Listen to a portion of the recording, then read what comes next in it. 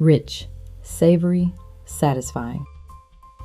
We're turning simple butter beans into a savory, Tuscan-inspired meal packed with flavor. Today's stars are butter beans, spinach, and sweet cherry tomatoes. Sauté the onion and garlic until they're soft and fragrant. This builds the flavor for the entire dish. Stir in the spinach and cherry tomatoes until the spinach wilts and the tomatoes begin to soften. Learn how to bring more flavor to everyday ingredients.